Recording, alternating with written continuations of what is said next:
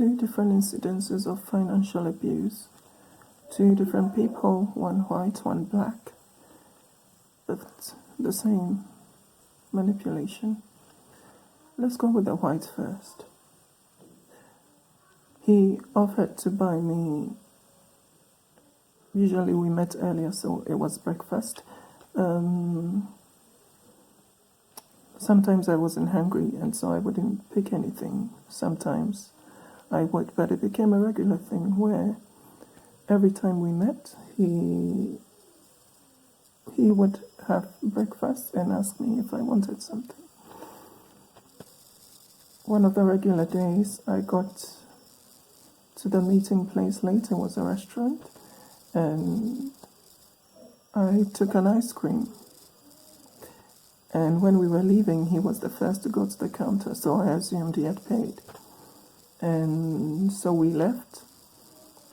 And then the next day, he got there before me, as usual. And when I got there, the waiter came to the table and told me that I hadn't paid for my ice cream the day before.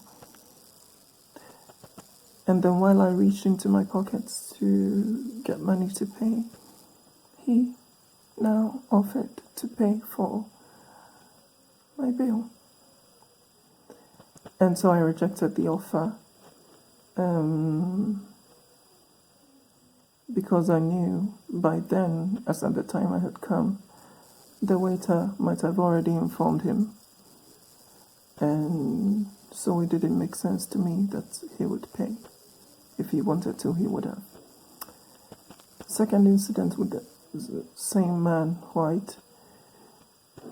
We had a dinner, a large dinner, and I thought the pricing was ridiculous. First and foremost, the restaurants they picked, it was a ridiculous pricing. I would never go to a place like that on a normal day. And they paid for everything. And the next day, he said to me that he's really spent a lot his time here. And I said, yeah, especially yesterday, because that dinner. And immediately he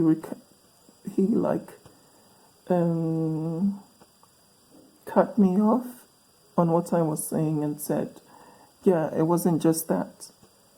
It wasn't just yesterday, it's the whole day.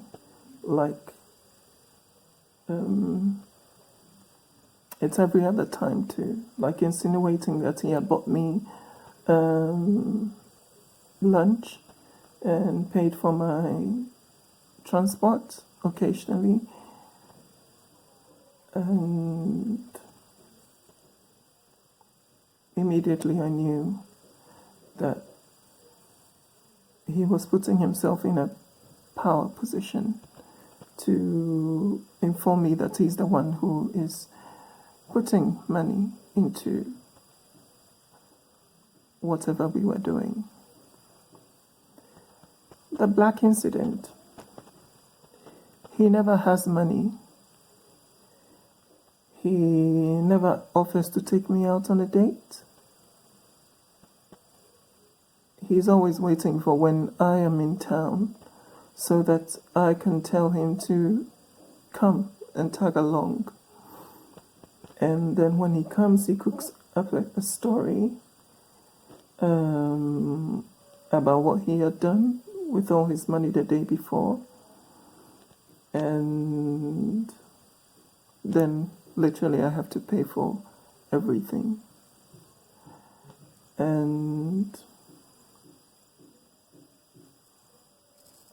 there was also another incident with him where in the first 2 weeks that we met, he asked me for money, which I thought it was ridiculous because I had met his best friend, very financially sound and well-to-do, and he comes from a family that isn't poor or underprivileged, so he could have asked anyone for that money.